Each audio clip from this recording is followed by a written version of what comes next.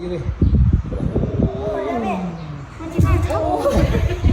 แตกเวลาพื้นตัวน้องจ๋าเก็บว่าน้องตาเกิดปาฏิหาริย์เรื่องที่น่าเหลือเสือทิดาลาวอธิษฐานยกพระขึ้นเหนือหัวนั่นหมายความว่าคำอธิษฐานจะเป็นจริงยอดวิวเพลงใหม่จะทะลุ10 ล้านเป็นแท้แน่นอนสวัสดี FC แฟนคลับทุกทานมาพบมาพ่อกันอีกคลิปหนึ่งแล้วทานผู้ชมซึ่งเป็นคลิปที่ค่อยเห็นแล้วค่อยรู้สึกขนลุกค่อยรู้สึกว่ามันเป็นเรื่องที่มหัศจรรย์ทั้งพี่น้องชาวไทยและชาวลาวพวกเขาก็จะมีเรื่องความเชื่อลักษณะแบบนี้เกือบว่าทุกวัดถ้าวัดใดมีสิ่งที่ศักดิ์สิทธิ์คนที่ไปตุ้มไปต้มไปโฮมหลายเนาะก็จะมีพระแบบลักษณะแบบนี้ทั้งฝั่งไทยก็จะเอิ้นว่าจังได๋มีพระองค์น้อยๆไปวางไว้ให้คนไปอธิษฐานแล้วก็ยกขึ้นเนาะอธิษฐานปีนกันนะ2ครั้งยกขึ้นครั้งนี้ซึ่งทีมงานบ้านศรีวิไลก็ได้พาน้องธิดาลาวไปคือกันพวกเจ้าฮู้บ่พระองค์น้อยๆน่ะบางครั้งคนที่ลิ้นน้ำหนักมีกล้ามใหญ่ๆไปยกกะยังยกบ่ขึ้นได้คันว่าบ่เชื่อมันก็เป็นตาเชื่อซึ่งค่อยเป็นผู้นึงที่ค่อยเคยยกเทื่อนึงแล้วบ่ขึ้นบางคนก็ยกแล้วนี่ก็บ่ขึ้นบางคนว่าเอาศอกค้ำใส่นี่แล้วก็ยกขึ้นมันจะขึ้นคือค่อยลองเบิ่งหมดทุกครั้งบ่ได้ลองทุกวิธีทางยกบ่ขึ้นแล้วหรือว่าคำอธิษฐานของค่อยนั้นมันยากที่จะเป็นจริงแต่กงกันข้ามกับบ้านศรีวิไลมื้อนี้ให้ธิดาลาวไปยกเนาะองค์นึงก็สิเป็นองค์ซ้ำนี่แหละสูงประมาณซ้ำนี่อธิษฐานเนาะคันว่าเพลงใหม่ยอดจะได้ทะลุ10 ล้านก็ขอให้ยกขึ้นเหนือหัวยกขึ้นจับ2เบื้องตุ้มเอาตีนพระยกขึ้นฮอดซ้ำนี่พี่น่ะฮอดซ้ำนี่พี่น่ะแล้วก็เอาวางลงอันนี้น่าจะเอิ้นว่าเรื่องบังเอิญก็เป็นไปได้แต่ครั้งที่2อันที่ล่ะครั้งที่2อธิษฐานว่าคันท่ากรณีว่าเพลงนี้น่ะจะถึง10 ล้านก็ขอให้ยกบ่ขึ้นยกข้างที่2น่ะยก2ข้าง3ข้างพยายามยกบ่ขึ้นฮอดแอวซ้ำบ่ขึ้นฮอดแอวเลย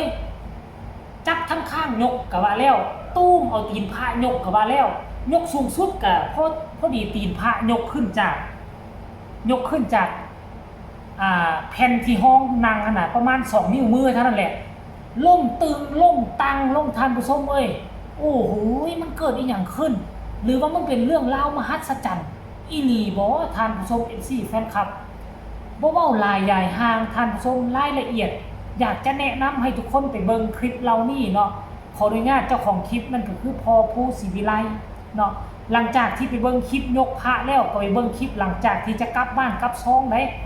การที่น้องธิดาลาวมาบุญครั้งนี้นี่น่ะโอ้ยได้ของฝากของต้อนจากเจ้าอาวาสหลายเลยแหละจนว่าได้หามใส่กระสอบหามไปน้องธิดาลาวก็ใส่ธงยางใหญ่แบกไปเลยทุกคนแบกไปเลยบางคนก็ห้องแซวใส่ว่าป้าข่อยมาแต่เช้าข่อยยังบ่ได้เจ้าคือได้หลายแท้ว่าซั่นยายสีตึงก็ห้องใส่อันนี้แหละของดีเฮ็ดให้เสียงมวลเฮ็ดให้เสียงหวานว่าซั่นเด้เอารายละเอียดให้ทุกคนไปชมคลิปนี้นํกันเลยทุกคนไปชมพร้อมกันคงของสถาบันความมั่นคงของพระพุทธศาสนาได้เพราะฉะนั้นท่านทั้งหลายการที่ท่านเจ้าคุณพระวชิรปรีชาญาณนั้นได้รับการยกย่องเป็นพระราชาคณะเราเรียกกันว่าท่านเจ้าคุณซึ่งได้รับใหม่สดๆเมื่อใหม่นี้ก็ถือว่าเป็นบุญบารมีของท่านเพราะท่านนั้นได้เพียบพร้อมด้วยความประพฤติศีลจารวะอันงดงามและที่สำคัญได้ปฏิบัติหน้าที่ของความเป็นพุทธบุตรหรือศาสนาทายาทเป็นอย่างดีวันนี้ถ้าได้10 ล้านวิวให้หนูยกขึ้นไม่จะยกแขนบ่ได้แล้วไปของมันสิปีกับสิเสียงหนูสิปีคือกันเนาะเอาลูกโอ้ยเจ็บปวดเอาจับออกทำยกขึ้นกระชอให้ได้10 ล้านโอ้ยกขึ้นดีเลยมันจะได้เข้าแตกเวลาพื้นตัวน้องจ๋าเก็บว่าน้องตาไม่มองอย่างนั้นเนาะอธิษฐานกลับกันบัดนี้ถ้าได้10 ล้านวิวให้ยกไม่ขึ้นให้หนัก แน่นดังภูผา อืม ยกไม่ติงห้ามทับทา เอาจวน ถ้าหนูยกขึ้นหนูเลย ยกขึ้นก็แสดงว่าย ไม่ ก ดัง ขึ้นก็แสดงว่าเสียงไม่ติด เย้ เอาใหม่ดีๆนะอย่าเล่นนะ เอา เอาจริงๆนะ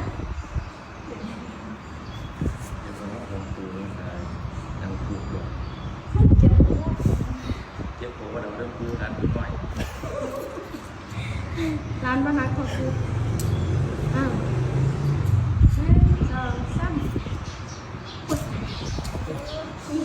เดี๋ยวท่านทาเลย เอาใหม่เลย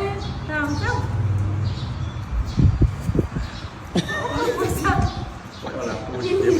ปูที่เจ็บก็ละ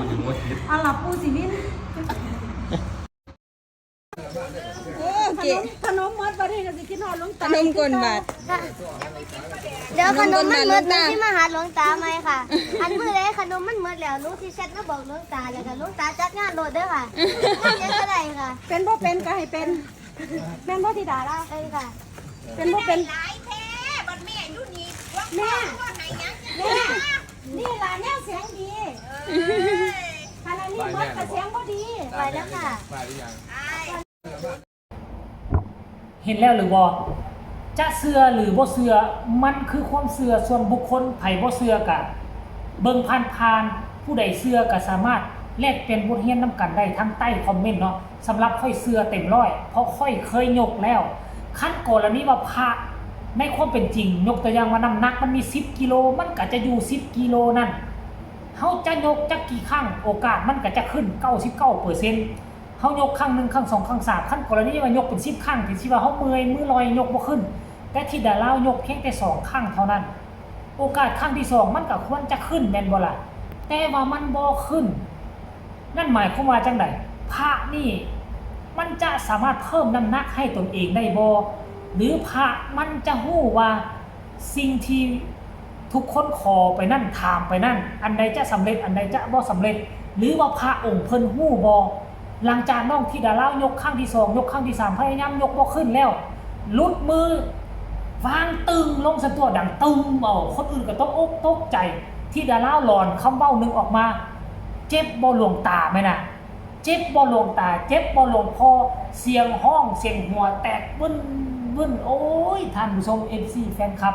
ที่แรกที่ดาราก็ประเมินแล้วว่าตนเองยกบ่ขึ้นดอกสิให้10 PK ยกแทนแต่พอพูดแม่เพิ่มมาบ่ได้เพลงเป็นของลูกต้องยกเองว่าซั่นให้ลูกยกขึ้นได้จังได๋ว่ายกขึ้นฮอดพี่น่ะท่านผู้ชมเอ้ยอันนี้คือเรื่องราวมหัศจรรย์ที่น้องที่ดาราไปทำบุญร่วมกับวัดในมื้อนี้ก็ฝาก FC แฟนคลับสนับสนุนโดยการกดไลค์กดแชร์กดติดตามให้แน่ที่สำคัญอย่ากดข้ามโฆษณาผู้ใดมีคำตำหนิติชมอยากแสดงคำคิดคำเห็นอยากประกอบคำคิดคำเห็นก็สามารถประกอบมาได้ทางใต้คอมเมนต์สำหรับคลิปนี้ขอกล่าวคำว่าสบายดี